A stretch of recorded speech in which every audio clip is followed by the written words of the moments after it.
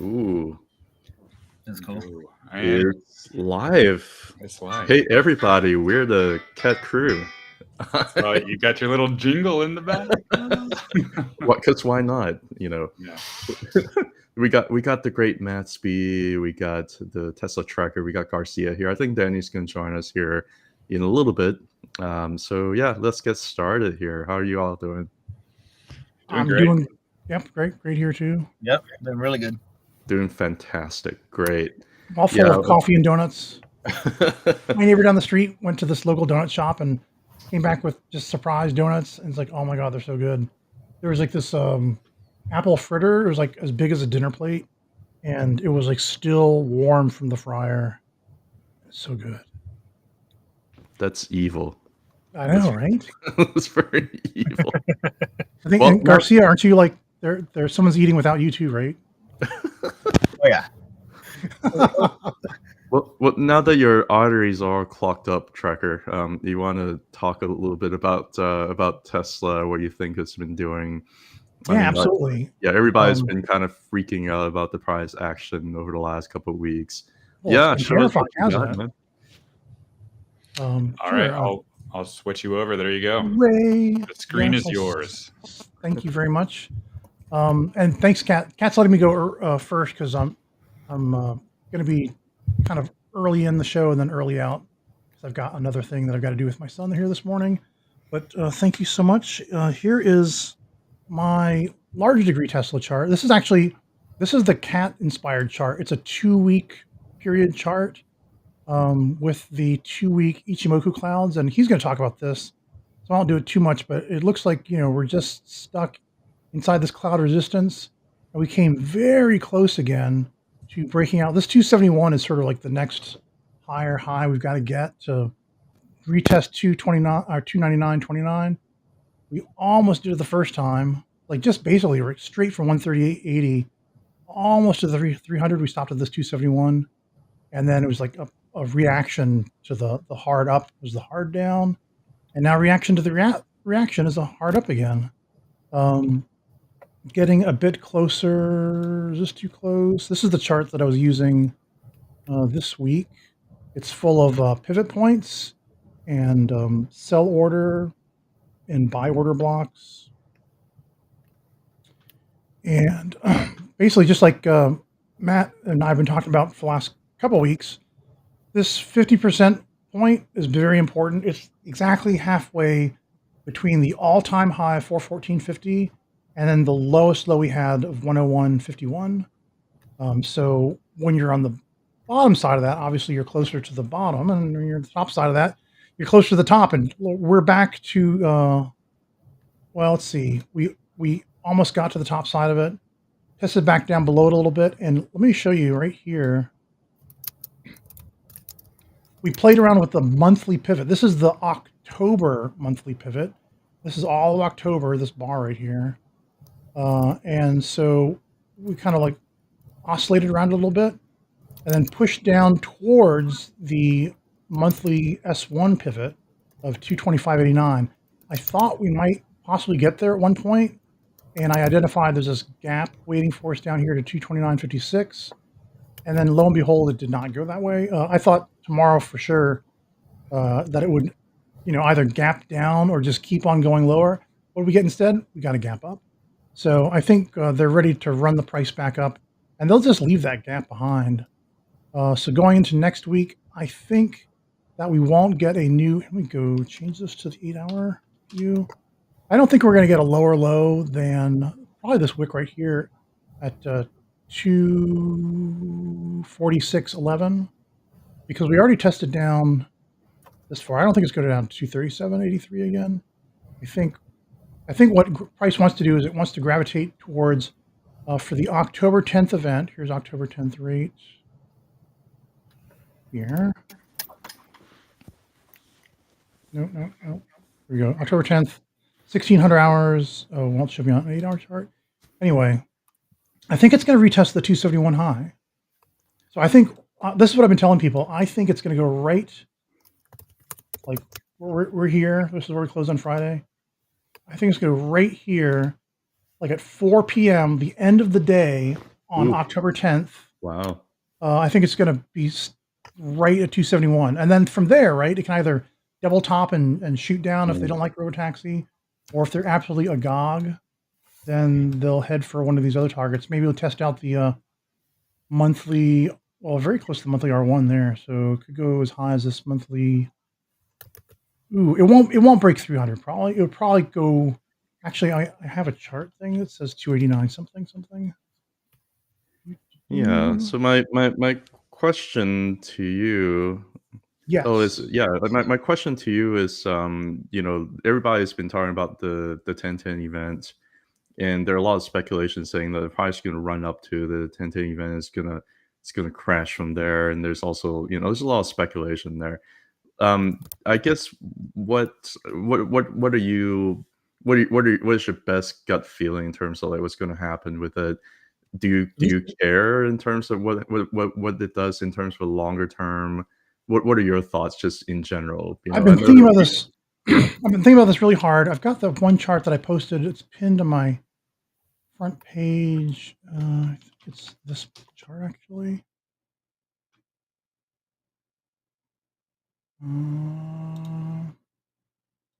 No. Yes, this is it. Right? It's this. Yeah, this is it. It's just on the wrong. Here we go. So I've got this. Must be 4 hour pinned to my. It's like my profile one right now. What is going on? Sorry, I've got different. Okay, here it is. It's set up for 8 hours. I don't need that. I don't need that. So I see exactly 3 potential paths here for Tesla. One is based on the first one is based off of the all-time. Like if I take Tesla back to $1 and it goes up to 414.27. These are 8 hour candlesticks, so I actually have the pre-market after hours prices on here. Instead of 414.50, it's 414.27 for some reason. Anyway, from there to the 101.22 low is the 1-2. And then, so then it would go to the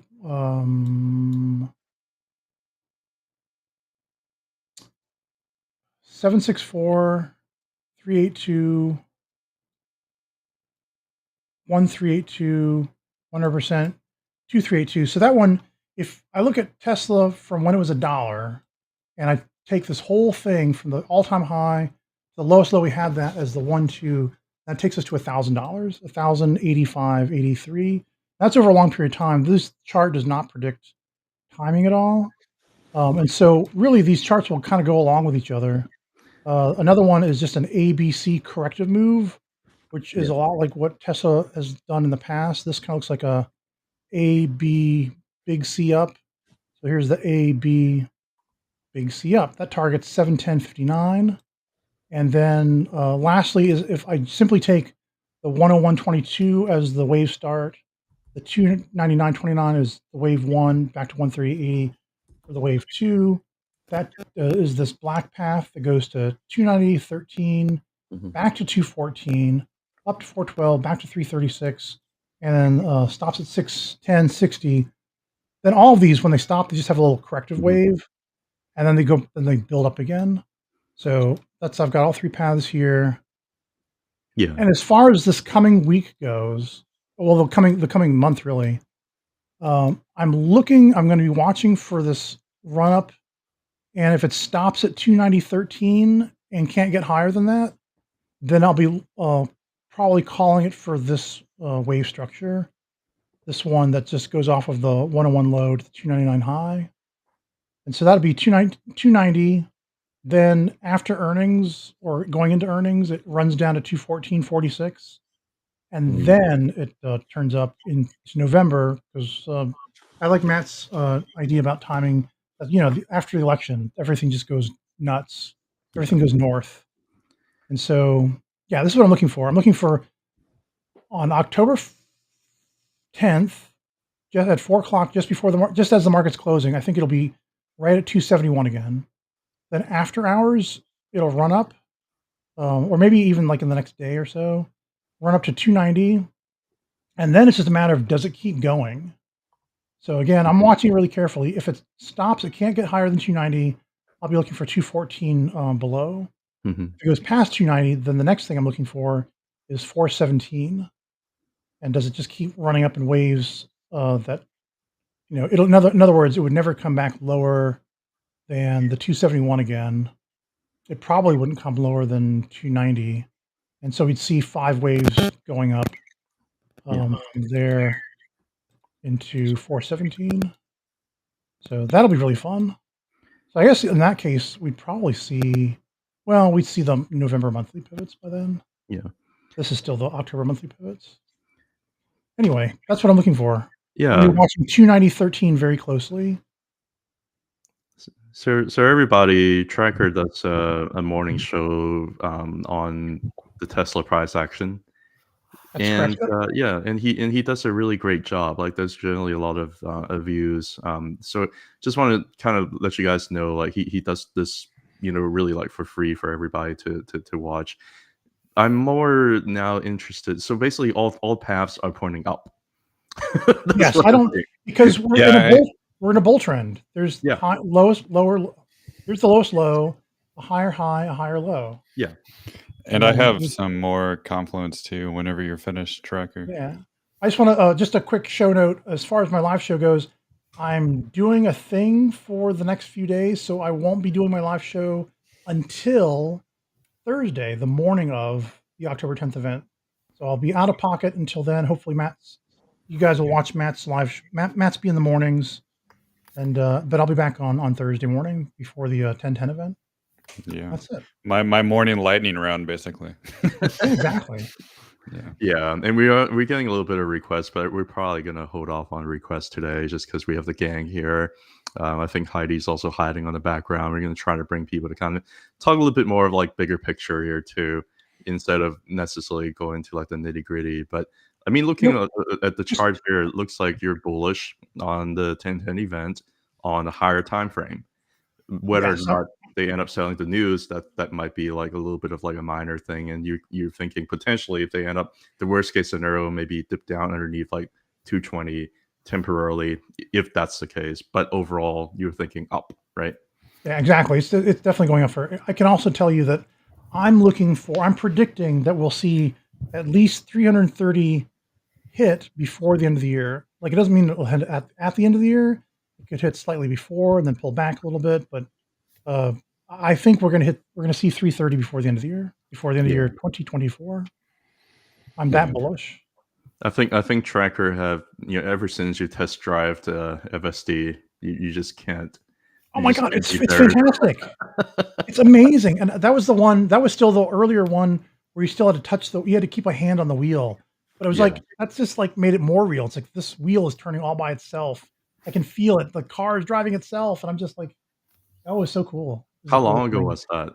That was like a couple months ago. A couple months ago, yeah. So it was probably with the upgrades and all that already in place. So you saw the good version. Yeah. Yeah. No, I did the same thing. Model 3 refresh. Yeah, and I did the same thing. I test drove, and then like now I own a Tesla Model 3. Like I don't have FSD yet, but I'll probably get it at some point. It's just, when you try it, it's pretty amazing. I don't know, like there's nothing quite like it. You're talking about other EV competition and whatnot. It's like you're gonna have Nobody's like Chinese. got this. Yeah, you got like the Chinese like with subsidized EV companies, but I don't think anybody's really got like what they have. I think it's a pretty incredible point. Like even when I'm talking to family, like they're into EVs, but they're looking at like other brands just because they don't want to like own Tesla for whatever reason. But I think they might be missing out. Yeah, I think the turning point, the robotaxis themselves will be sort of advertising for people who want to have their own car, and they're like, "Wow, this robotaxi is great. Let me just, I want this for myself," and they'll go buy more Tesla cars. And then people who, are more urban living or, just wouldn't mind. There's a whole thing. You can just, if you don't have the money, you don't have to buy a car. You don't have to pay for all that insurance. And if there's enough. Eventually, there's enough robotaxis, you could just robotaxi everywhere, and we'll have fewer cars on the road, and we don't have to have such big parking lots anymore. And Well, I mean, FSD is the reason that I haven't test driven a Tesla yet, because I'm just gonna fall in love with it and I'll just make an impulse buy. I'm just really holding off on test driving a Tesla until next year, where I could maybe buy one. Maybe they do a 0% offer, 1% offer on the Model Y or a Model 3, and I'll probably take advantage of that offer when it comes up. oh yeah, right. Because they're expecting to do the Model Y Juniper refresh next year. They're probably going to be selling the current Model Ys at a discount at the end of the year, also to kind of help bump up sales into the fourth quarter. Mm-hmm. So look for sales, and also don't forget to use somebody's. You can use mine or just use anybody's referral code, and it gives you another $1,000 off the price of the Tesla.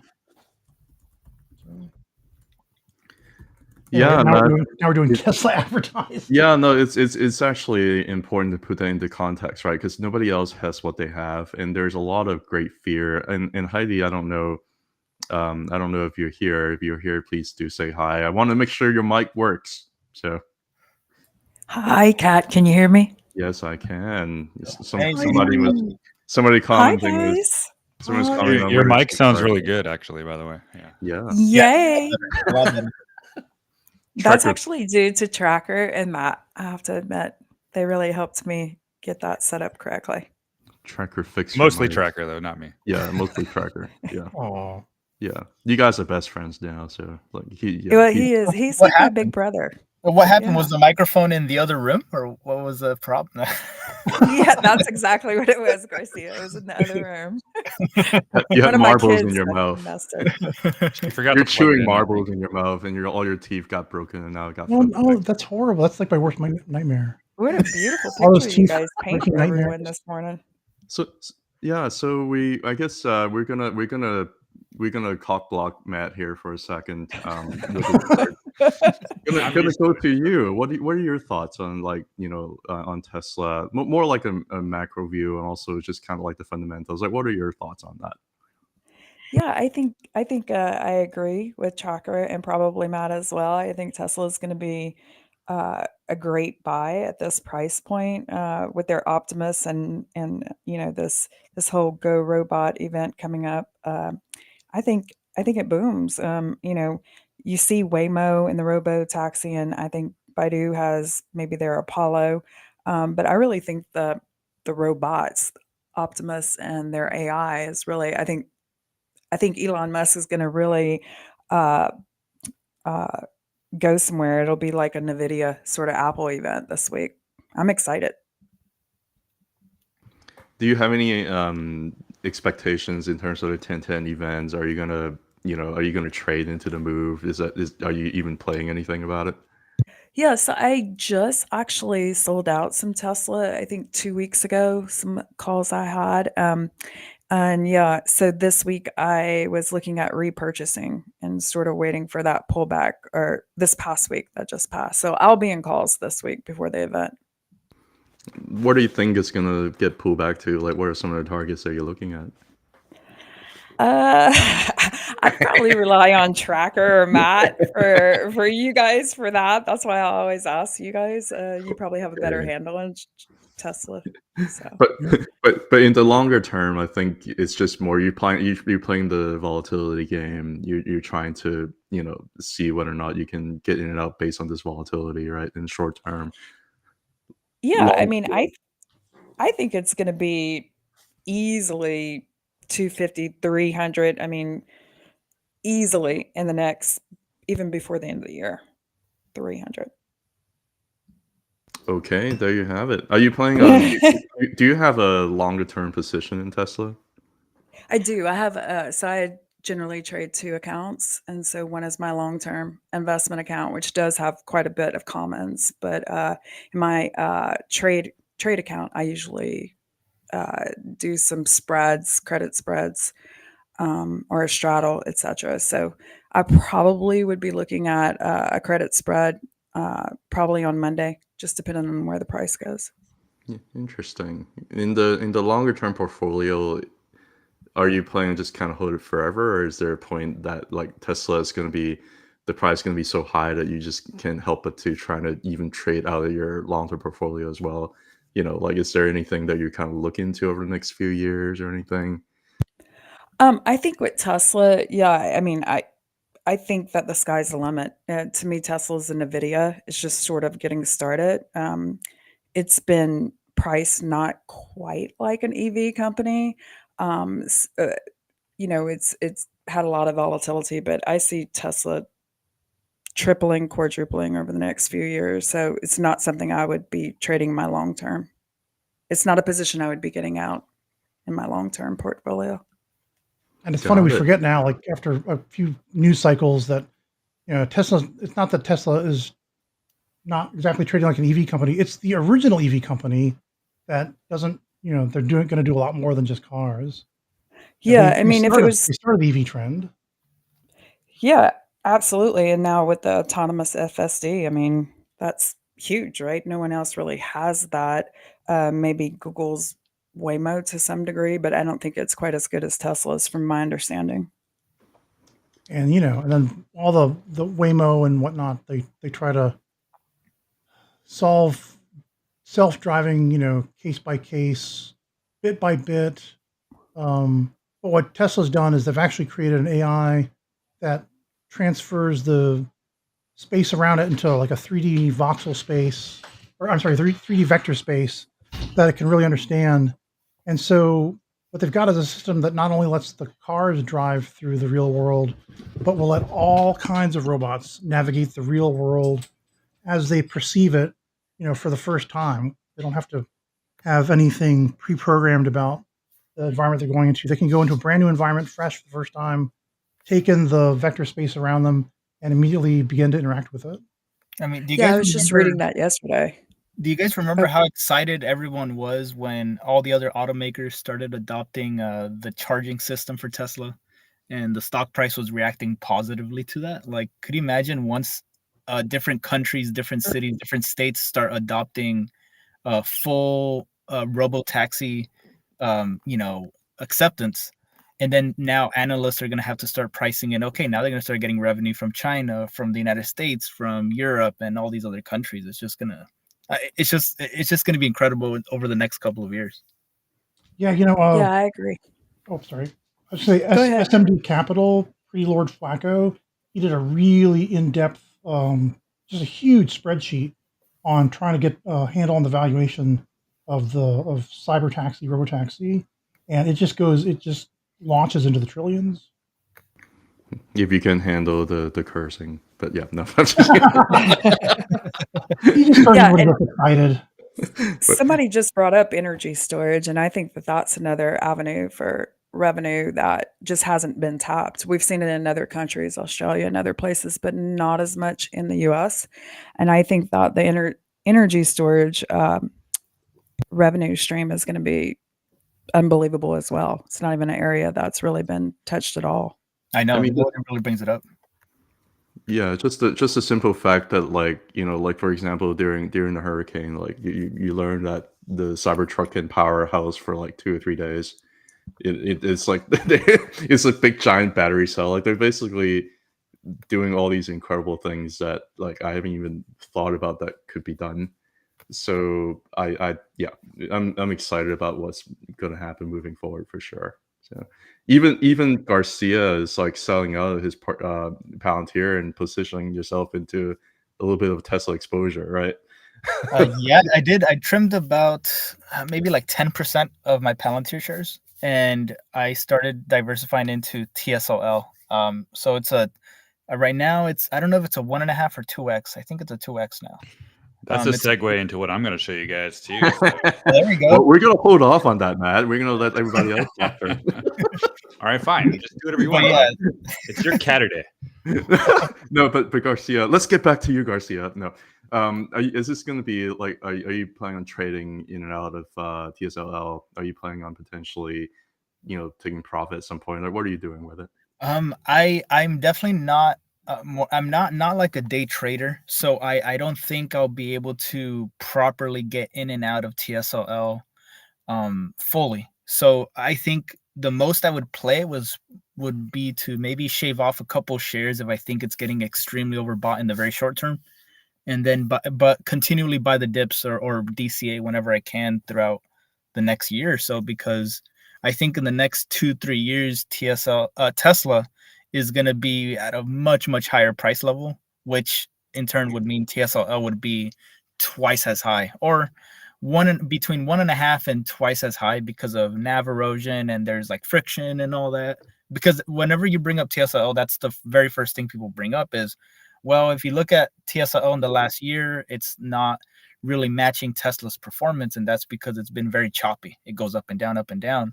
But whenever Tesla does get traction and it starts making higher highs on a monthly, on a annual basis, TSLL is just gonna be maybe in the 30s, 40s. Who knows where it's gonna end up? And I plan on holding the majority of my shares throughout that ride. Yeah, you're trying to catch the wave 3, if you will, of the Yeah, aerial pretty much. wave. Yeah. And it pays dividends. so I'm a dividend investor, guys. I'm a boomer dividend investor with this, and I'll just kind of keep. And it pays out pretty well. I got like, I don't know, like 100 something bucks this last dividend That's payment. pretty good. Yeah, you're doing it for the income. Exactly. I'm supporting my family with the dividends. Let me get this straight here, and I'm gonna go to Matt if I ever go to Matt. But let me get this straight here. So you're saying that you're holding your Palantir shares because you think it's going to go up much higher, but you are repositioning yourself into TSLL because you see that there is even more potential at where Tesla price is at right now over the next year or two compared to Palantir, even though you think Palantir is going to keep going higher. Is that right? I think so. And are you trying to catch me like are you trying to clip me to share No, actually, I'm the fire. No, I'm just kidding. Because Matt's gonna talk next, and he's gonna be Oh, like, yeah. "Oh, heck yeah!" Like like if I had $1,000 today, I would definitely be putting it into TSLL over Palantir today, because I already have a very big position in Palantir, so I have no reason to keep building it. But if I was starting from zero, I would probably do 50-50. Or maybe 40% Palantir, 60% TSLL if I was starting from zero today. I 100% agree with you. I'm thinking I'm at like a very similar boat. Matt, what do you think? Well, now he's like dozing off. I ran away. Yeah. It's your restream, so you can technically just shut the whole thing down if you want to. That's true. Yeah. I have the power. So I did make a video yesterday about Palantir and Tesla, and I did focus on that 242.44 because that log scale fib has been really accurate, and I think it's kind of ready to just build a base on top of it. So people that want to get in lower, well, they had their chance this week, but I think it's probably going to be the base. And this is where I'm going to bring up the confluence with TSLL, because you can see it's a 618 here, and TSLL, it's also the 618. And we can see that it is basically did the same kind of V bottom, and now it's building a base back on top of it. So I think that 1212 for TSLL is the line in the sand, and that is going to be the base that it wants to build higher. And even more confluence here, we can put up the GAN. The 45-degree angle is support, and that's exactly where it retested a couple days ago, which means that all of this put together with the monthly close that Tesla had last month, with the week that it had closing above 242, with TSL retesting that 45-degree angle, and they're both holding the 618, TSL and Tesla, that means it's going to most probable go higher, and TSLL probably going to go back to this 702, maybe even retest the top arc there in the 14s. And I think that 1450 would equate to about a 270-ish Tesla, because it's basically almost got to, what is that? That was like at 271 last time, where it was like 1369. So it would probably be around the same thing, right? So, or was that up here, the 271? Was that the 15? I can't remember. But anyways, regardless, it looks like with putting TSLL together and TSLA, Tesla, I think that it's going to go higher. And both, when I just take off this fib right here and go to my linear scale again here, it's also wanting to go to its next arc here. So looking at all this confluence, I see the bottom is in, and I see it wants to go to 270s, and I see TSLL wants to go back to 1460s. That's what I see. With that said, I have a couple of questions for you. Are you Yeah. getting into TSLL? No, I already have too much exposure with Tesla anyways, so I'm fine with that. Gotcha. And then I think I'm gonna transition to the. Anybody else have any questions about like Tesla chart that Matt's showing before I move on to the next question? I just say that my TSLL chart, you don't have to look at it, but I'll just tell you, my wave 5 is targeting somewhere between $18.17 and $19.12. That's where I see the next top for TSLL. Well, We're I down see at 1254. Yeah, 1254. I see once it gets on the top side of that arc, I can see it get back to the $20 easily. Yeah. So that kind of means that once 270 is broken, like maybe 275, 276, once that broken, then that'll be breaking this TSLL, and then that means it's just gonna rocket up for Tesla and TSLL. And I think it's probably gonna get there really, really quickly once like the 270s are broken as resistance. So I don't see anything bearish on any of these charts. So I mean, people out there thinking things are going to collapse still. I just can't see that. I can't see it at all. Like with using the fibs, using the GAN, using just anything, right? I cannot see it going really much lower than what it did this week. Yeah, I kind of agree. I think it's still at some pretty critical resistance, but the resistance just looked weaker and weaker. Yeah. Yeah, the demand just keeps going up and the supply just keeps on getting eaten up. Like you don't even need any like fancy indicators. You just look at the chart, you're like, yeah, I think the supply is probably going to get exhausted, but demand just keeps on just blowing up. So yeah, I think it's gonna go higher. It's gonna push through resistance. I just don't know when, but that's okay. My next question for you, Matt, relates to what Garcia is saying. How are you thinking in terms of how Tesla is doing in relation to Palantir moving forward? You know, and I know that you're trying to get Danny to buy more Tesla. Yes, he's got to move the needle. He's the one that's going to push it over 270. That's right. the whale. Once the whale buys Tesla hugely, maybe that's when they break resistance. But anyway, the question is, how do you see, by just looking at the charts, how do you see Tesla in comparison to Palantir? And feel free to talk a little bit about the Palantir chart here as well in terms of what you're seeing. Yeah, feel free to kind of weigh in on that, because I do think that a lot of people are interested in both stocks, but you know, what are your thoughts between the two?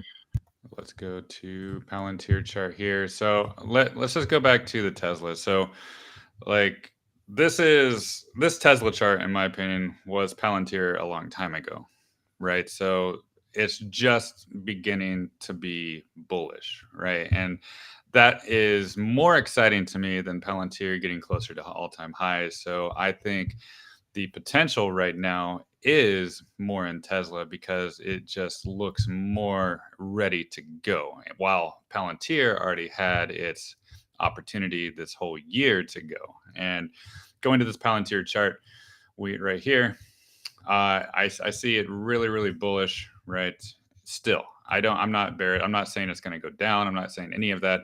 I'm just saying it had its moment, like its Tesla moment was maybe, I don't know, like way back here, right? When it was like looking really bullish and it started breaking out and then it started making a higher high from here, right? That was its Palantir. That's where Tesla is basically, in my opinion, right now, is like it's trying, like this August 22nd Palantir is what Tesla is trying to break above right now in this kind of zone. And I think that's exactly what it's going to look like for Tesla soon, because it's trying to make its first higher high, really, ultimately. So I see a lot more room in the maybe shorter term for Tesla to just explode higher, especially if it gets back above 270. But Palantir also has that opportunity as well. Since this is the daily chart, we can see how well it built a base on top of that lower arc, which also coincided with that 786 Fibonacci level on linear scale. But this is log scale. So I can see Palantir getting really, really like powerful if it explodes past this arc here, which is around $41, maybe 40, 55 or so. And if it gets past this arc, then I think there's really not much resistance above. So it can keep exploding higher as well. But I see this as a little bit of resistance above still. So I'm not sure if it's going to just explode right away. It could just do like a consolidation thing like you saw right here. Maybe just consolidate underneath it for a while and then ready to go, right? But in the meantime, I think Tesla has a catalyst, right? And that catalyst is next week, 10/10. Whether I don't really care about news events, but the charts are setting up perfectly that it really wants to go higher. So that means to me that I would like to focus on Tesla more because I can see it getting to the 270s next week. I can see it getting past it even possibly next week. And if it gets past it, then it's going to pull a Palantir. I can totally see, even psychologically speaking, it's just a lot easier to try to buy a nice base formation on the verge of a breakout rather than trying to chase something that has gone up a lot. Like I can totally see that too. Is that kind of how you're positioned right now? Like your Palantir position is not as nearly as big as your Tesla, or like how are you positioning right now? Well, I mean, it's gotten pretty close to it, but like the thing is, I was adding a lot to Palantir in the low 20s, and I haven't touched it since, and I haven't sold any of it. And I think with Tesla, I was adding so much under 200, and then even above 200, I was adding as well. And so now it's just like Palantir, it did catch up, but I think Tesla is going to take the lead from there. So basically, I think this week Tesla has a huge catalyst, and people are probably going to be surprised about what they're going to unveil or what the potential really is, because nobody even knows. Like, this has never really been done before, so nobody can think of anything wonderful or even bad or whatever. It's just like people are just waiting to see. But in my opinion, the charts are setting up like very, very fantastically to go higher. Yeah, I wonder. I think Wall Street's finally waking up to Palantir. I think it's just the fact that it got added to the S&P 500. Maybe there's more research being done on terms of what Palantir is doing, and they're finally getting their day. Yeah. But yeah, I think the whole like Tesla story, because if you look at like the delivery numbers, it wasn't that great. If you look at the earnings over the last few quarters, it really wasn't that great. But I think there are issues there. I think it's very, very similar to like when people are complaining about Nvidia having like a big chip inventory back like late 2022, and that's exactly when it bottomed. Like it's a cyclical stock. We're about to enter a huge period of like great global liquidity coming in, and it's already broken out. And you also are talking about, if the bull market comes, people are going to be more irrational. So you might actually have people care less and less about the valuation because we're in a bull market. So yeah. So I think I agree with you, actually. Like right now, what a surprise, Kat. What a surprise. Well, yeah, we agree with each other. Yeah. Yeah, I know. I'm sorry. Like we can't really be husband and wife. I don't know who that's going to be, unless if we argue over something. Otherwise, we won't grow as a relationship. Like that is true. It just won't work out. It just won't work out. But the bottom line is, the bottom line is, I don't see Palantir collapsing. I don't see. I mean, worst case, will it go back down to the 35s? I mean, possibly, but I can't like, judging by this arc and this angle here as support, I can't see it breaking 35 anymore. I really can't. So people that were really hoping for lower, I don't think they'll get that opportunity. But the opportunities will really explode once it gets on above like 41 and gets closer to the previous all-time highs in 45. Then I think it will be $100 stock in less than 1 year. I really do. That's my opinion on Palantir, but that's almost a little bit more than just like barely over a 2x. Like, I'm looking for Tesla to get to the thousands, and that is possibly within the next couple of years, in my opinion. So I see a lot more exponentiality with it all, with Tesla right now, especially with how the chart is setting up with TSLL and Tesla, and with that news narrative next week. So I can see lots of bullishness ahead for Tesla and for Palantir. But I see more exponential gains with Tesla. And that's what I kind of look at with Palantir. What you were talking about, how it had its moment earlier this year, is that's when I started getting extremely excited about putting as much money as I could behind it, because it was a combination of the TA, the technicals were looking very, very good. The setups were very, very good. And then you add in the fundamentals, all the fundamentals were lining up. They were getting the customers. And then you started adding the macro. You started adding layering all these things on, and it just set it up for, success this year. And I think we're seeing the same thing with Tesla now, is that we're seeing the technicals line up with the fundamentals, with the catalyst and the macro. Like, you have falling interest rates. Like, one thing I just keep telling people is, people underestimated how badly stocks would get affected with interest rates going up. Like, I look at Reddit posts from 2-3 years ago, and they were like, "Oh, guys, it's already priced in. You guys, like, don't worry about it. Just buy the dip aggressively when you see it." And that was like near all-time highs. And I think they severely underestimated what the impact of interest rates would be. And I think right now it's going on is the opposite, is people are underestimating how good, stocks like Tesla, small caps, they're going to get affected in a good way when interest rates start going down. I definitely agree with that. I think another component to that is important to think about leverage. There's just so much amount of great amount of leverage that happened from 2020, 2021 that needed to be deleveraged before stocks can go up higher, and that's exactly kind of what happened, and everybody got deleveraged, and now people are not that interested in it again. What's your opinion on the bond market right now, when people are like freaking out, like me, Kevin? What's wrong with the bond market? Like, there's nothing wrong with the bond market. The 2-year yield was hitting the lower Bollinger Band with monthly, and it bounced. It's a little bit of a dead cat bounce. Like, but there's why? nothing. But why was me, Kevin, freaking out then, and other people, huh? I can't explain why other people freak out. Like, it's just like whenever, I can't explain why people do anything. People do all kinds of things for all kinds of reasons. Like, people freak out over, their toenail, looking a little bit ugly. I mean, I don't know. That doesn't. And then if I look at people come to me and they have this problem, and I'm like, "You're fine," and they're like, "Oh, I am." They're like, "Yeah, you are," and they go home happy. Like, that happens all the time. So, but getting to Matt, you also had a very good video on Palantir as well about the 0.786. Yes. How whenever it breaks above that, generally it wants to gravitate towards all-time high, right? Yes. That's you've been saying that for really the last week or so.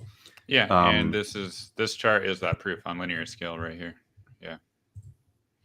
Like, this is the 786, and you can just see it did not want to go lower at all. It did go lower one time right there on Tuesday, and that was a fake out, and then boom, up higher. So yeah, this is the trend is your friend, and now that the 786 has basically confirmed that it is support, it's most likely not going to go below it again, right?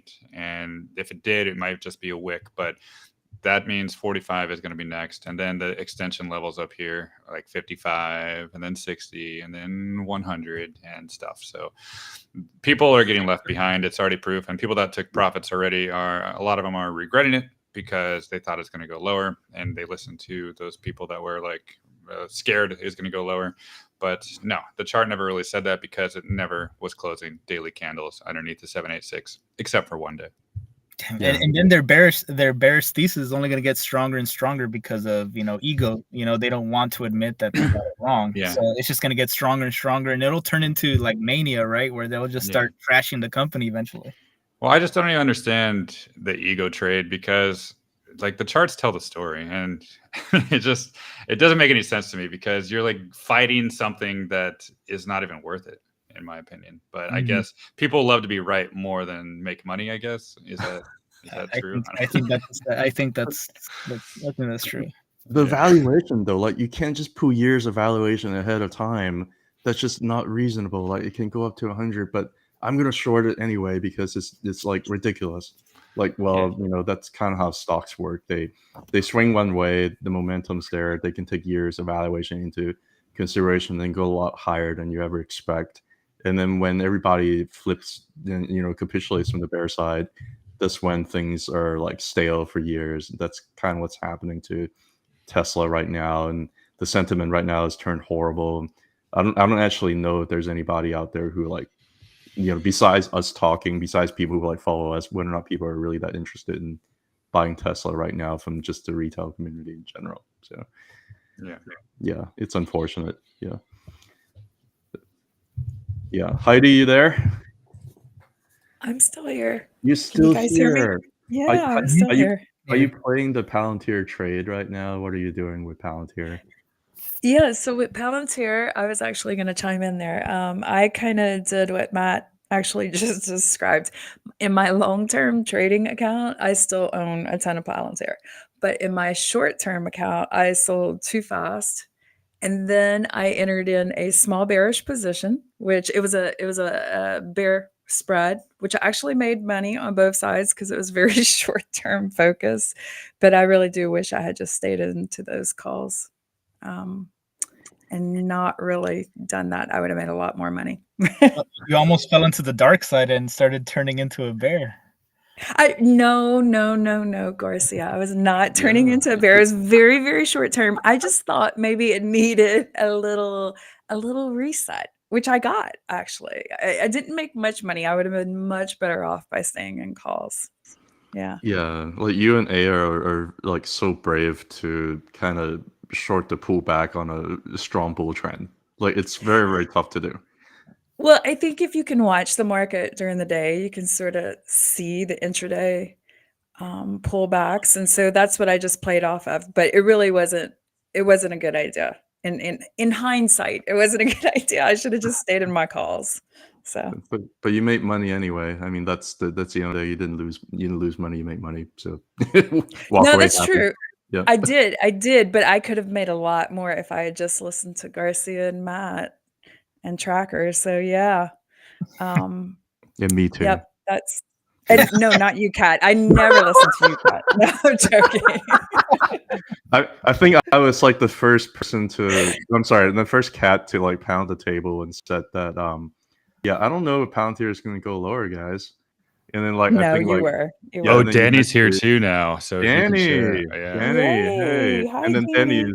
Danny's Good good. morning. Oh, Can there you you hear are. me? We can hear you just fine. Okay. How are you, Wait, where are you? Hey, Danny. I'm just back. Danny? We're gonna see if Matt can pull up your Palantir charts here. Okay. So probably Garcia can just give me a helping hand explaining those bullish segments on Sure. the daily chart and weekly chart. How are you doing, You know- Danny? Good evening. Yes, I'm fine. Are you excited, Garcia? Oh yeah, very excited. Yeah. And I need to first of all say congratulations to you because you are all in Palantir. Mm-hmm. Mostly, yeah, like 80 something percent Palantir. Yeah. So you made the right decision. Whew. Validation there. I know, I love it. My love language. Danny, we got your chart here. Yeah. You want to quiz Garcia on it? Feel free. Okay, so probably because I'm just back, so I need some break. But anyways, okay. So can guess it just take a look at my daily chart and give some elaborations. Yeah, let's see. Okay, so So looking we at start with the daily chart. looking at panel 1, it looks like we had a red candle a couple days ago, and boom, the stock, kind of did start going up after that red candle. I'm seeing so that resistance level of 37.05 got broken. Yes, yeah. So So actually, yeah. Pretty strong Okay. resistance level. Yeah. So this is a very important level because it is at the level telling us that for Palantir to form the uptrend, so we have to make sure that it closes above $37. Mm-hmm. So yeah, this is the most critical level. And as you can see, so there are quite a number of daily candles of which touch or close above or below it. So and actually let me check. So can you just check the last red candle And this is the day in which Palantir has overcome this important resistance level at $37. And since then, the momentum has been accelerating. And this week, Palantir closed at $40. Yeah, for the very first time. Yeah, so this level, this price is very important for us. I see. Yeah, and unfortunately, if Palantir closes below $37, so what will happen? It will go down to $34.7 based on my system. Oh, okay. The next support The level. next support level. Mm-hmm. Yeah, so it's very easy, just taking a look at the horizontal blue line or blue bar in my panel one. So all these prices are magic, I see. Yeah, but don't worry. Okay, so the candles are doing higher high and higher lows, and the red ribbon is likely to unfold. And if you get down to panel 2, we will find that the red bar has been thickening, I see. which is an indication of the bullish sentiment. Yeah, and for panel 3, so you will find we still have strong well accumulation amounting to 75.7%, which is still strong enough for Palantir to have the momentum. And what I like most is panel 4, MACD Golden Cross. Oh, I see it. Yep. Yeah. So actually the last 2 panels are the supplementary technical indicators. The most important ones are panel 1 to panel 3, but I'm using panel 4 and panel 5 as supplementary tools to reinforce either it is a bullish trend or the bearish trend. Mm-hmm. Yeah. So very simple. Mm-hmm. I like it. Yeah, I mean, I think you had a little bit of a yellow candle last week, and yes, it was kind of I think we were all kind of like a little bit skeptical on that because the red ribbon was still really thick, and the whales, you still have like a decent amount of whales going on. So I think we're all a little bit like skeptical, and ours I already have cooled down, so we're a little bit skeptical of that yellow candle from a few days ago. And one more thing which I need to add is that even though the yellow candle appears, it can be just a slight pullback or correction. It doesn't mean the start of the downtrend unless the candle closes below the red ribbon. So it depends on the position of the candle closing. Kind of like this right here, right? Yeah. So exactly. So if you go back to the yellow candle, which closing below the red ribbon, then we need to be cautious because it can imply start of the downtrend. So that's why the position is very important. Very nice, Danny. Yeah, thanks. Yeah. so that's also part of the reason why, even though you saw the yellow candle, you're like, I'm not selling. Yeah. And you also remind us not to sell. Well, it's you already knew that. You already knew that. So, anything else on the daily chart here before we move on to the weekly? So probably, and anything to add on my daily charts? No, I think it's pretty good. Yeah, I think it's pretty good. Yeah. So let's check out the weekly chart. Yeah. Garcia, what do you think? I think it looks great, you guys. Let's see. I mean, man, look at that. I don't see the last time. God damn, that red candle was way back there, and we're still in that play. 24, the red candle appeared at 24, between 22 to 24 in June. That's insane. Just playing off of that. Just that one play would have been like the play of the year, and you don't even have to do anything else. Actually, you don't have to do anything, right? Exactly. So from the very first red candle that we saw, on the very left of the panel one, you don't have, even though you find the yellow candle, we still find very strong value accumulation. So why be scared? Just ride with the trend. So this is what I have been telling my followers not to worry, even though the yellow candle appears. So why do we have to trade in and out in order to miss the long-term rally? Yeah, because I'm seeing those yellow candles. And does that apply as well here, where you see those yellow candles above the ribbon? So Yeah. those wouldn't really be considered like extremely bearish, signals, right? That would just means it could be like a bullish correction or a bullish pullback. Exactly. Healthy pullback, I would say. Pullback. Yeah, and actually you will find that these yellow candles just close above the red ribbon most of the time. Mm-hmm. Except one or two times, the yellow candles closing below the lower boundary of the red candle, but they bounce up very quickly. Yeah, I see it. Yeah. So that's why ride with the trend, follow the whales, be patient, create wealth instead of making small money. Yeah. Are you worried about the fact that the candle right now is a little bit far away from the red Oh ribbon? yes, this is what Yeah. I am scared. Yeah, and the RSI is also like heating up. Are you worried about that? We're gonna have like something similar where it just kind of goes sideways for a whole year, like we did before. Okay, so last time again, let's go back to the very beginning of my chart. So if you check out the RSI, Palantir last time peaked out when RSI was around 84.5, and for the time being, it's around 79.85. So still some room to go, I guess,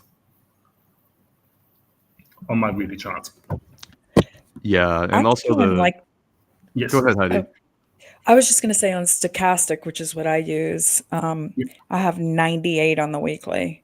So that is, yep, 98 for Palantir on the weekly. I like that. So, I mean, that's a great level to kind of sell covered calls on, like some very conservative, out of the money covered calls. I mean, premiums are going to be paying pretty good if it's at 98. Yep. You could lose your shares though. If you don't know how to manage them, you will lose your ass on covered calls. Yes. And monthly as well is that almost 99. Okay. But we all know things can stay oversold and overbought for a long time. Yeah, exactly. The great master is 1920s deep voice, just kind of basically told you the alpha, they can stay overbought. But that's why I don't really rely on RSI and MACD, just because of that situation. Because when trends are really powerful, it ignores all that other stuff, and you just gotta play with your trend. Yeah, exactly. You're gonna bet against all the whales right there on panel 3. Like I have not seen it being that hot, and there's not really any significant trend in terms of like the whale accumulation on panel 3 to be like down at all. Like it's like 90 something percent. There's not much like retail. Retails are selling. So and S&P inclusion, it's just going to be almost forever going to be a high. Well, not forever actually, but it'll stay high. I think for a very, very long time.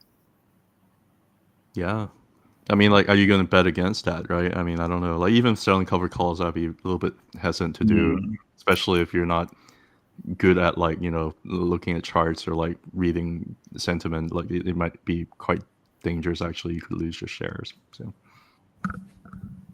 but you can use the money to buy Tesla. I guess that's fine. Fix the trade. Yeah.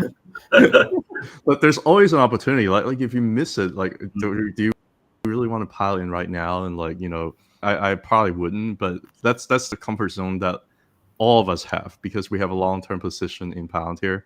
Like it can do whatever it wants. I don't think we really care that much at this point. It's just if you want to be cute and you want to play little tricks here and there, make some income from it, I understand. But that also comes with some inherent risk, right? Because things can stay overbought for a very long time, just like what Matt's saying. So yeah. And also, like, we don't have the monthly chart here, but like the monthly still looks great as well. So the monthly chart is just exactly the same that we showed last time. Yeah. So once again, as a reminder, no retail accumulation and very strong well accumulation amounting to 97. Dang. Yeah. That's The that's what we're strongest seeing here. I have ever seen so far, other than Nvidia. Yeah, and normally compared to like the Nvidia monthly and the Palantir monthly, almost looks like Palantir is just kind of at the beginning of that, right? Exactly. Yeah, Yeah. exactly. So I think it could really surprise a lot of people in terms of where it could go. It is overextended by like looking at the Bollinger Band too on the monthly, sure, but it can stay overextended for months, and I don't want to bet against it. So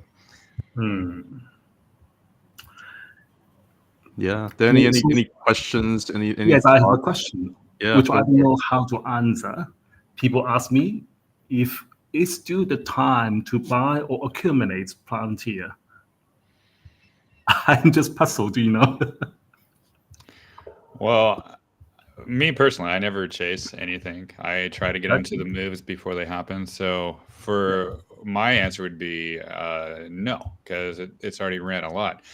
But if it went back to a major support level, like maybe back to the 786 again, then I would say yeah. So what's that price again?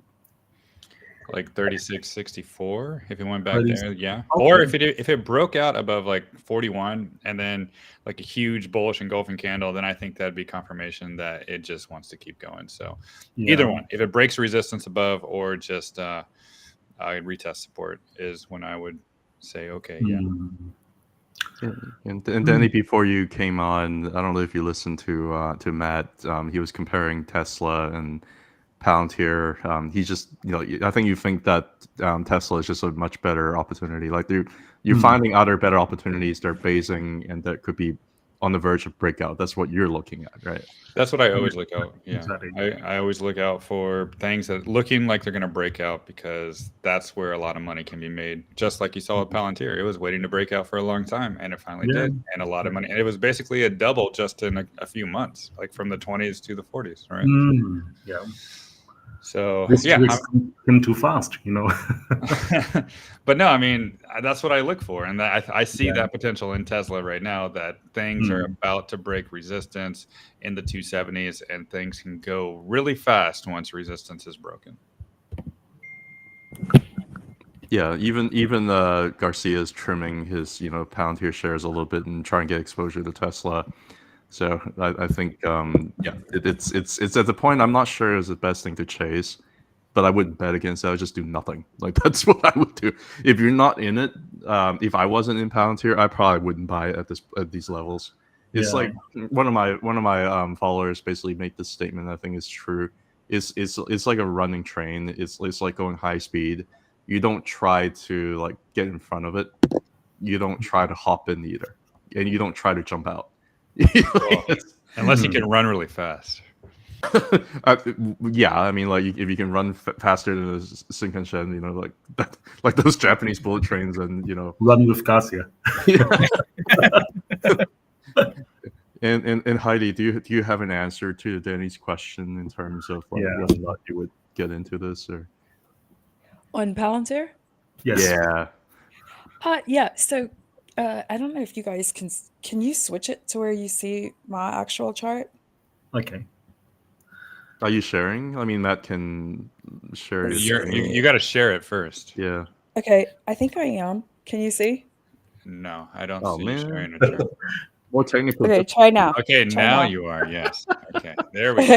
Beautiful. Hey, stop commenting on my technical skills, okay? Like seriously. Okay. No, like seriously, go ahead. Okay. Stop messing with me. You guys are messing me up here. Okay, I'm showing you my daily on Palantir. Okay. And I want you guys, I know that Matt said he doesn't like to use stochastic or RSI, but I have these two. Do you see these two down here? And you can see on Palantir, this is on the daily, where this one drops. So it's a little bit faster. I have this one set up. So when this drops and this second panel is still up high, I'm a buyer. I see. So, okay, but if we're at these high levels where we are on the daily for Palantir, for me, that's oversold and I'm not touching it. Okay. So for me on the daily, no. But if you look at Tesla, let's see. You can do it, Heidi. I know. You can do it. No, actually, everybody like Heidi is like IT genius. Like it's not even Oh. funny. That's just the reason Okay. why I even do videos. So That's why it's so funny when I can't figure out my own computer. I know that's Okay, how so people now- make fun of you because it's like making fun of a really smart person for doing something like really dumb for like occasionally. That's what Okay, this is. yeah, I'm gonna get back. You can do it, Heidi. I stop talking. I cannot multitask. You're messing up, Heidi. Yeah, please stop. What am I gonna Pat. have for breakfast? Am I Okay. gonna have eggs and bacon? Anyway, go ahead. Okay. Okay. So you can see on Tesla though, on the well, that's the 15.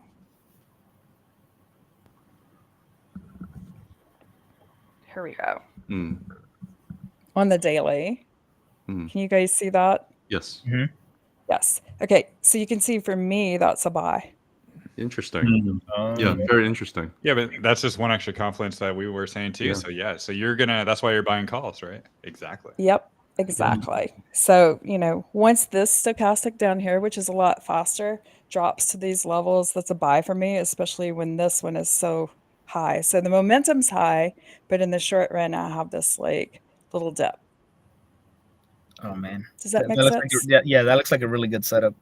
Like, Yeah. jeez.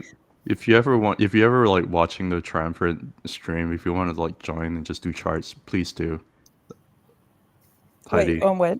Yeah, if you ever like spectate on the Triumphant stream with like Matt and Tracker and I, if you want to just Oh join yeah, in I'm and do usually charts, there on Tuesday nights. Yeah. yeah, if you want to Yeah, just yeah. like join in and do charts, please do. Yeah, I'm happy to. Yeah, that's But you awesome. can see this works out pretty well, right? So like if I had bought down here, right?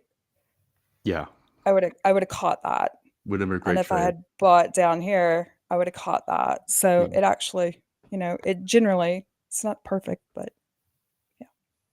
So that's my Yeah. chart. So the bottom line is, whoever is bearish on Tesla going into robotaxi, it's probably not the smartest idea. Yeah, and didn't Tesla just like announce they're gonna start up with AI chips as well?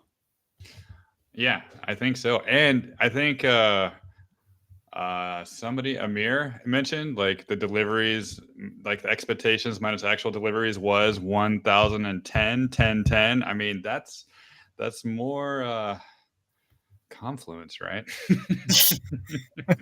And I think also a lot of people are underestimating like the whole Tesla narrative for China as well.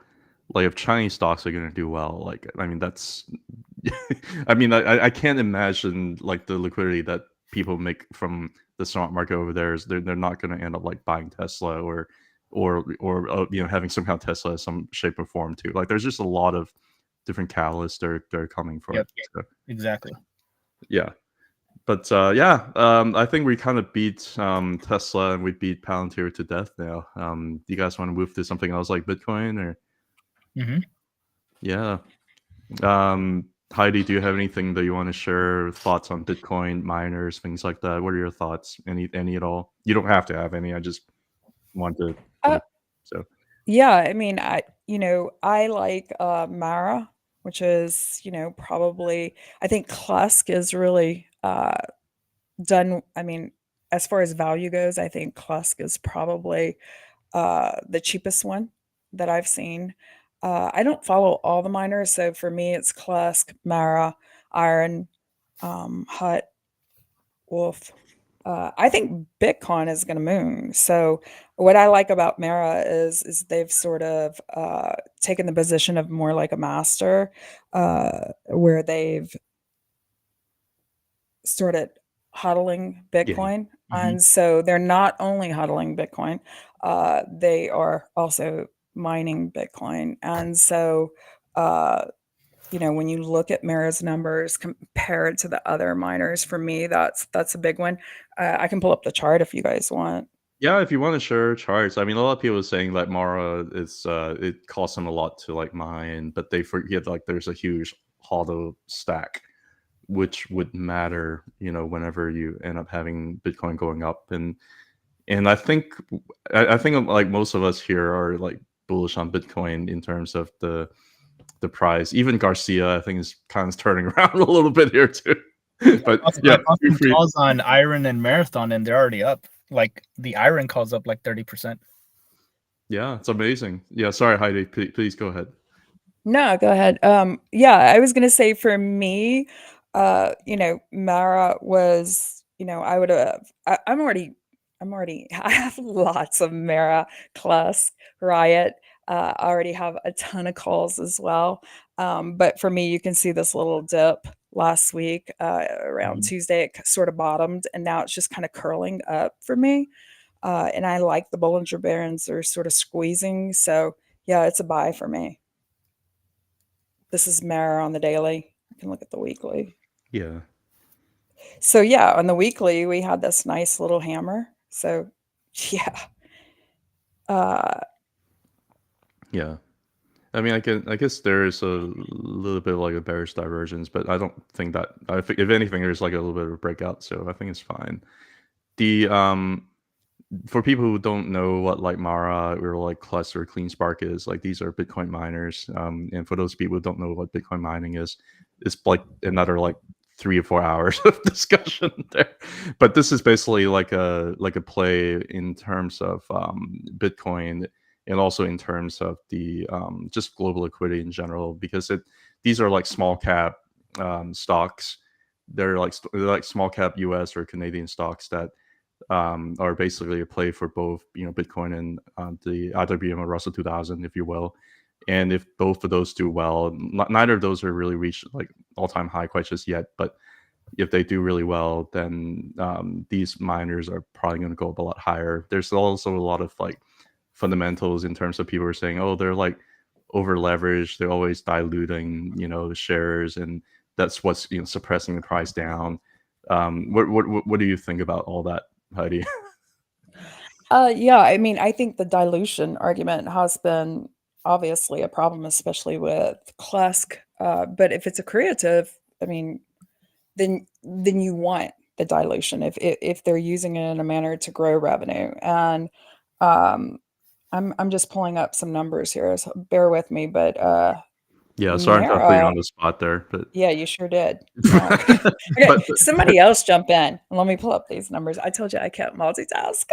well, I mean, the whole thing is that, like you said, the dilution. They don't just dilute you for nothing. Like they're doing to buy machine. They're doing it to really trying to ramp up their production of Bitcoin. They're doing it for a reason, right? These are high growth companies. There's a lot of competition. I guess that could be the bearish argument, but like the dilution argument by itself, um, unless if they like spend most of their money buying like private jet planes and things like that, which I don't think they Right, do. which But is exactly what CleanSpark just did. yeah, But they yeah, also they bought what was it in June? They bought that other company, which wasn't exactly the best deal ever made. But still, when you look at the numbers for CleanSpark, I mean, they're to me very undervalued comparatively uh, to the other miners, at least right now.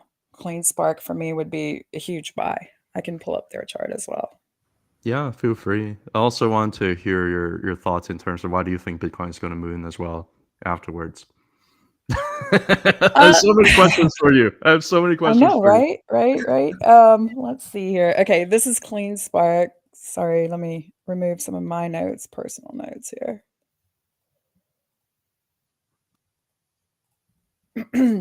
And so you sort of see this formation of, a 2B reversal to me. That's on the weekly on CleanSpark. But again, we have this inside candle that it just made. Was the daily, and we have stochastic is really really low here, so oversold. Let's see on the daily.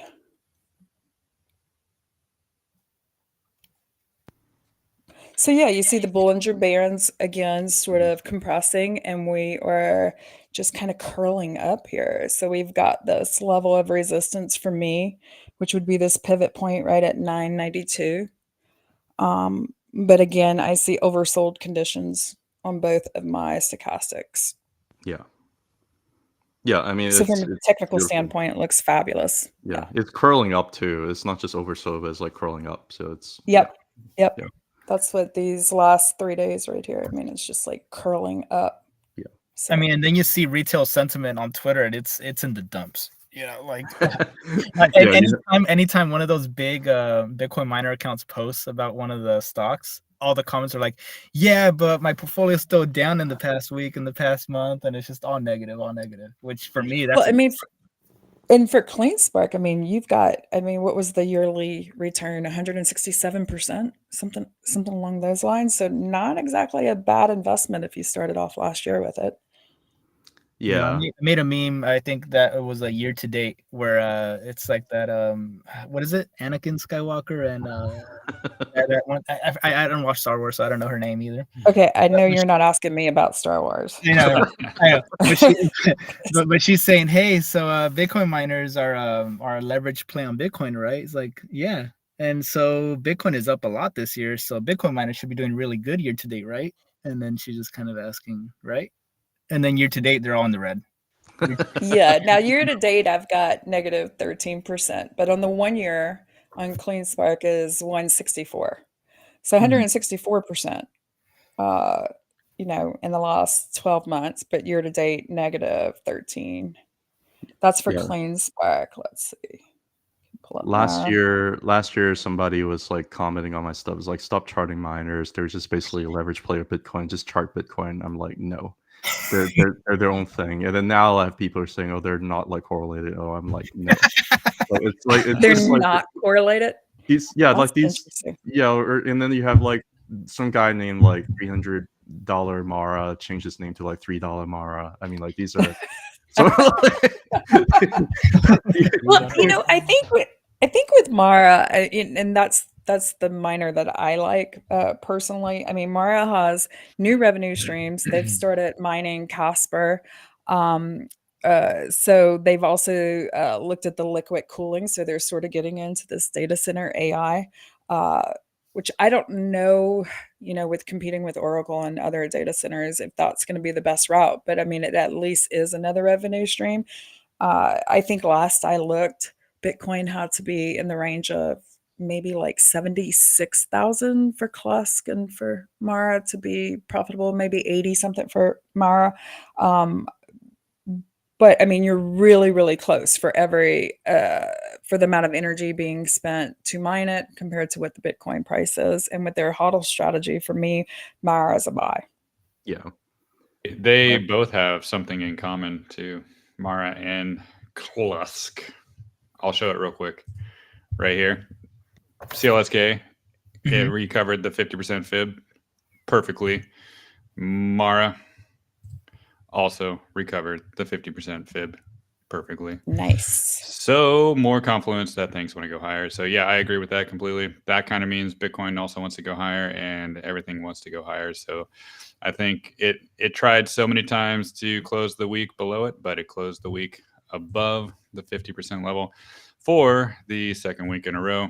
And it looks like it just wants to go back higher. And I can see it getting back to the 20s pretty easily, really. So that's my 2 cents. And October's been a really good month seasonally for Bitcoin and miners. So over the past years. Yeah, actually, the people are talking about like October slump. I think it only applies to the stock market. Actually, you look at Bitcoin. Majority of the time, October is a green month for Bitcoin. So actually, something I wanted to bring up to you guys. I read a comment with a picture that said the 4th, 5th, or 6th of each month in the past couple of months has marked the bottom on Bitcoin of that month. And I'm just wondering if any of you guys can kind of verify that, because it was just like an interesting, you know, an interesting observation. But I guess if you go back to September to July, or, you know, the last couple of months, it was the very beginning of the month that had like a nice drop, and it was just like a recovery from there, and it didn't look back. Yeah, there's a guy named Manhattan Stonks. He's really into ponies. He's like one of those like bronies. Like he just yeah. So he was the one that actually brought to my attention like years ago about the Ichimoku cloud. And he also like just commented on my on one of the messages saying, yeah, like I think Bitcoin over the last couple of months have bottomed either on the 5th or the 6th. Oh, okay. Oh shit. I think that might have been the guy that, and I think I might have reposted. I don't remember, but yeah, and I went back and looked at it. Sure, I mean, like during the August 5th fears, and also the beginning of September fears. And right now, I think we're playing around the same pattern. I bet Matt also has something to say about that as well. But well, and then there'll be beginning of November fears, right, for the election. It's just everything is just kind of it's pretty wild. Of course, it could be coincidences, but it's just very interesting to kind of notice these patterns because us as pattern-seeking apes, we're just seeing this, and it's amazing. Well, it's just like the different time frames, right? On the daily time frame, on intraday time frame, if it starts out the day a little bit strong and then it's sold off midday and then it bounced really hard at the end of the day, that's what happens generally in bull trends, right? Same thing on the weekly, and if the monthly is playing out the same, where you have like a little bit of green here in the beginning of the month, and if it became like the first week, like at the end of it, not so well, that usually brings on maybe a little bit higher towards the end if this is a bull market, right? So and that's just been what's been happening over the last couple of months. So I don't know if anybody else have any thoughts on that, but everybody's quiet now. I'm gonna call on people. Danny, you there? Uh-oh. Did we lose Danny? Actually, I want to show my weekly chart of Mara. Yeah, are you secretly giving it? You got to send it to me. Oh yes, I have to send it to you first. Okay. Yeah, send it over to Matt, and then we'll send it over to Matt, and then we'll call on somebody else. I don't want to send you the daily charts because the daily chart doesn't look too good, but the weekly chart is good. Yeah. Okay. I'm gonna let you do that because I don't want to distract you. For the older gentlemen, we want to be a little bit gentle. Done. Did you send it already? Yes, I did. You did. What are your thoughts on Bitcoin in general, Danny? Well, I don't actually analyze that much on Bitcoin, but because I still hold some miners and Bitcoin related stocks, I have to keep an eye on the price actions of Bitcoin. I think 60 or 61.5K X is a very important support zone for the time being. So let's see whether this week we can see Bitcoin closing about or just trading above the support zone. I so see. That Bitcoin can go higher. I see something on Mara that you just sent me, Danny. It's exciting. Yes. All right, sounds kind of controversial there. Yeah, I see something there. Ooh, here it is. Do you see this? Do you see it right here? Does everybody see it? Oh yeah. There it is on Mara. All right, Mara to the moon, right? Heidi knows how to read my charts, I'm sure. I do, Danny. Learned that skill quite a long time ago. Much better than I do. Do you believe in this red candle though? That's the question. Do you believe in it? Because the panel 3, the well hasn't really, trending to the right way quite just yet. So do you believe in it? And it's also underneath the blue ribbon. I guess yeah. What do you think? I think there are 3 important levels. So let's take a look at panel 1, the horizontal blue line. So 16 point. Let me double check the level.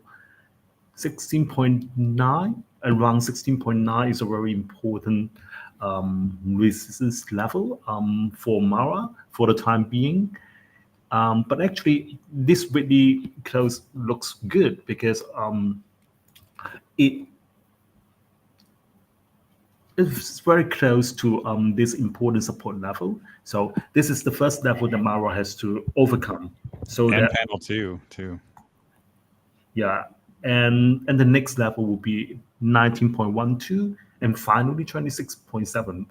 And I think for the time being, we don't talk about 26.74 because still a lot of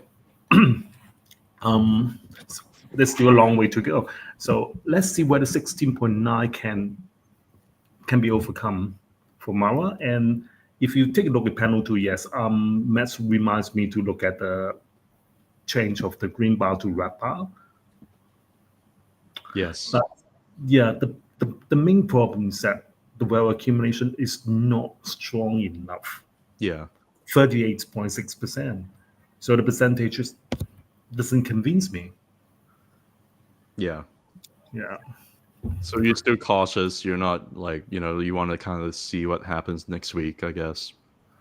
Well, it mainly depends on the two things, the price actions of Bitcoin, and second, on the macro sentiment.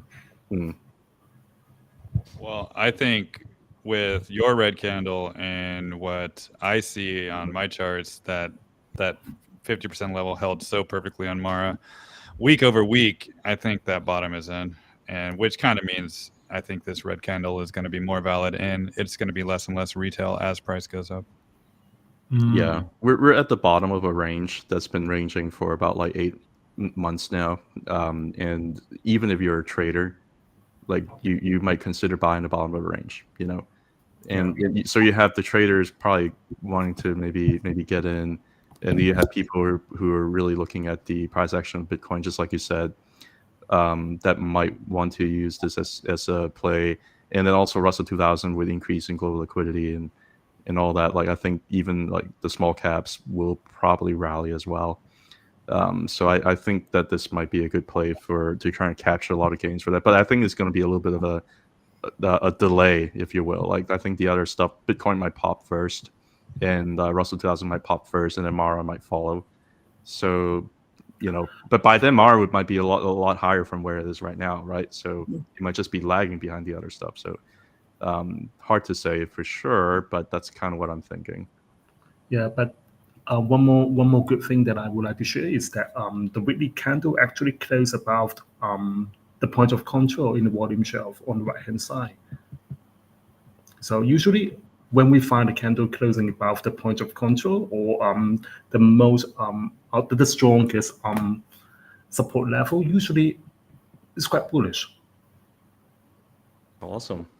Yeah. So I think this red candle is going to be valid, Danny. Just wait. Yeah, I hope so. No. Because I know Mara holders have been very disappointed.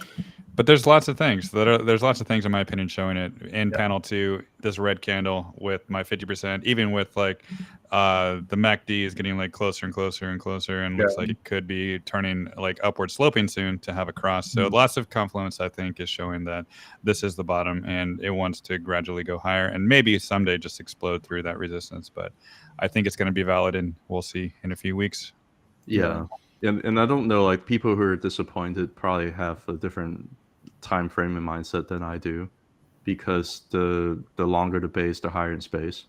That's just kind of how I see it. And the entire thing, it really does look like more like a reaccumulation rather than distribution based on just kind of what I'm seeing. So I don't really, I mean, like just look at how like, MSTR is doing. Like I just don't see Mara like going down that low. And these miners, they generally pop like later in the cycle. Like they don't pop like MSTR. MSTR is a little bit like an early thing last cycle too. So I think that these miners are probably gonna keep lagging behind. A lot of people are gonna get really frustrated with them, even if they go up, which is actually like a good thing to me if you have a long enough like time horizon for the next 12 months or so.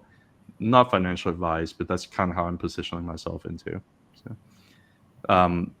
what do you guys think about Bitcoin in general, though? Like Matt, do you have a chart to show on Bitcoin real quick? And I think we can probably end the show with that. And Bitcoin here. I do have it pulled up. So yeah, the number that I'm focused on really the most is that green level there around 62,300, maybe 400. That zone. I really want to see this weekly candle tomorrow close back above it, because then that'll be like 3 weeks in a row it closed above that level. I'll just take this fib off real quick. That'll be 3 weeks in a row that it closes back above, and I really think it has that opportunity to do that tomorrow. So, and then when you add on the Fibonacci with that, you can see from that most recent high down to that low back in August 5th, we can see that it held that 50% level, which is also the same kind of 50% level like for Mara and CLSK and everything, that it held it perfectly, and it did wick below, and it's going to close the week at least above that. And even better would be closing the week back above the 618 too, because then that would be 3 weeks in a row, because this week even closed above that 618 as well. That would be 3 weeks in a row above it. And then I think it can just start to build a base on top of that. So the two important levels I'm watching is that 62.3, also the 618, 63.392. If the 63.392 gets a candle close above, then I think it's almost guaranteed that it's going higher, mainly because it had its first kind of higher high right here. It closed last week above this high here at 65.103. And because of that, it kind of reversed this downtrend. And reversing this downtrend, in my opinion, is way more bullish than anything else.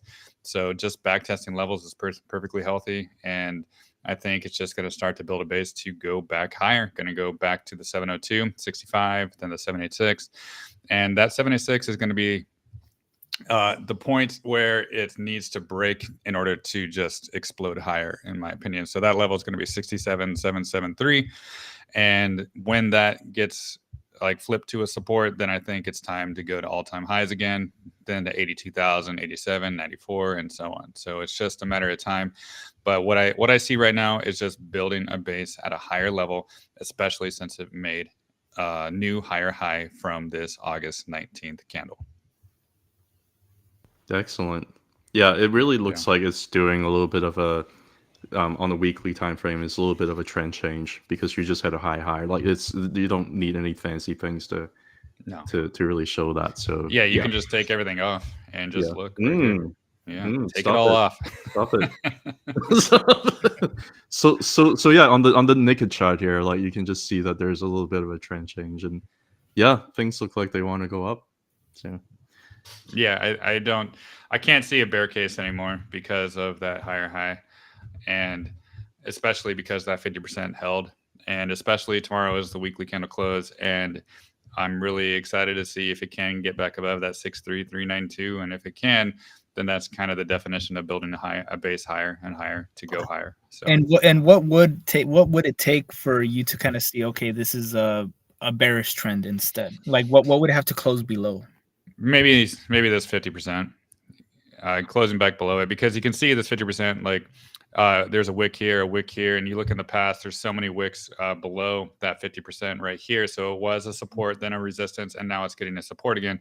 So if it starts to close weekly candles back below 60,485, then I think it might go lower. But I don't think that's going to be possible because it made a higher high from this August 19th weekly candle right here. I don't think it will do that. And it's kind of proof of this wick right now that it's not going to do that. So I'm just waiting for the weekly candle close. And I really, really, really want above 63,392. I see. Yeah, I would almost argue that even if it breaks down below 0.5, it's still like a higher low compared to like September. So yeah, it is. Yeah. So, but it's just like you can see how clear of that 50% level is as a support and a resistance right there. I think that it's really, really important to close above. So I think it needs to hold, and I think it will.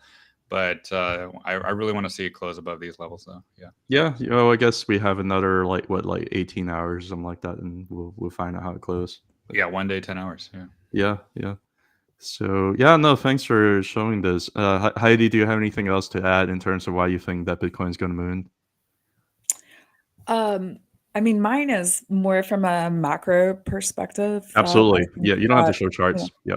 Why do you think that is?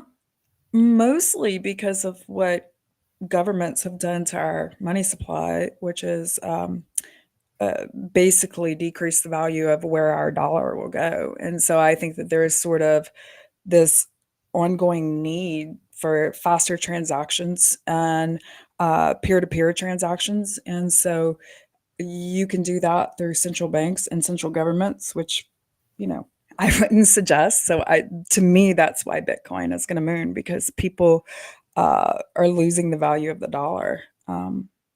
It buys less and less, and that's just been years and years and years in the making. And so with Bitcoin, we can rely on that as a currency in exchange. So it's, like I said, it's more of a macro perspective than it is from the charts. I think the charts add up to it as well. We see higher highs, higher lows throughout the cycles. So the charts match as well, but for me, it's more of a macro thesis. And for me, it's a philosophical thesis. Like Bitcoin is a digitized version of cyber defense. And no, I'm just kidding. I've been watching a lot of videos. And dude, this guy, I mean, he's kind of a orange pilling me. Like whenever I see his videos. So, have you guys ever read the book Broken Money or seen any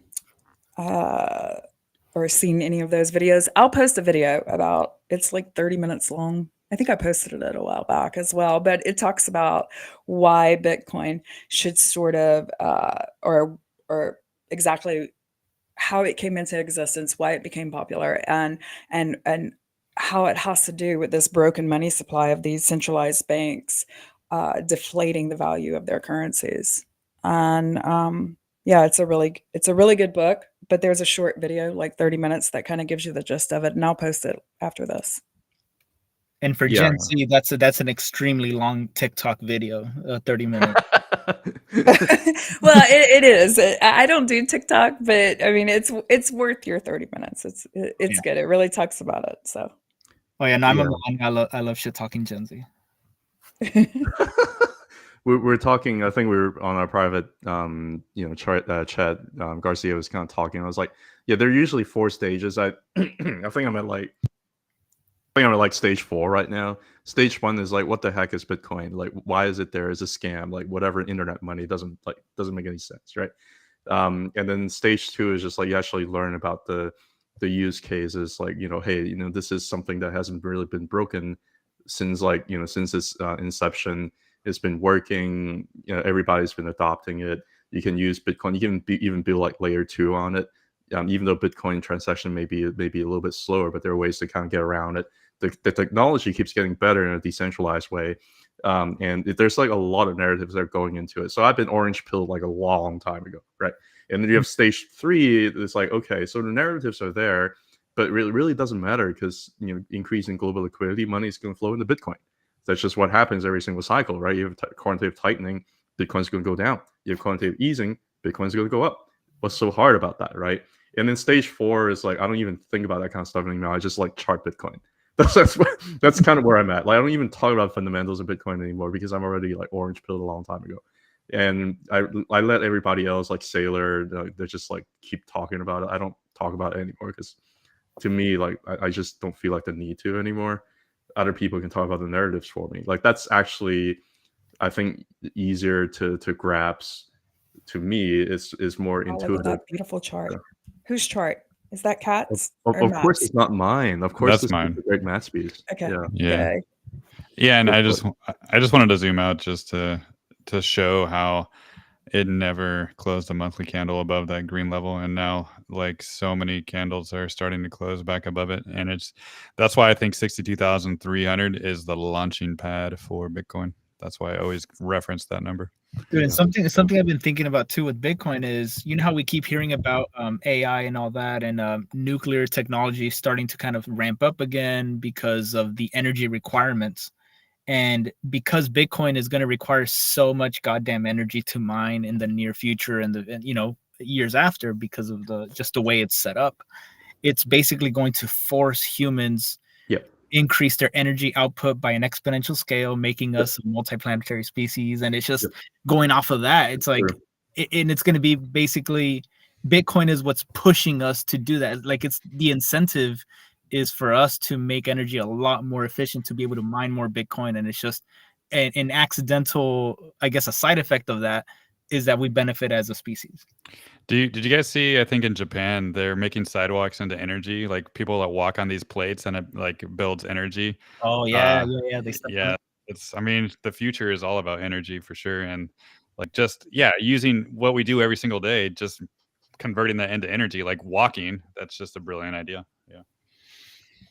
And going back to Mara, I believe that they opened up a facility in Finland where they are taking the heat generated from Bitcoin mining and using that to heat homes and release that energy instead of having to have a different source for that. So that's really interesting to me as well.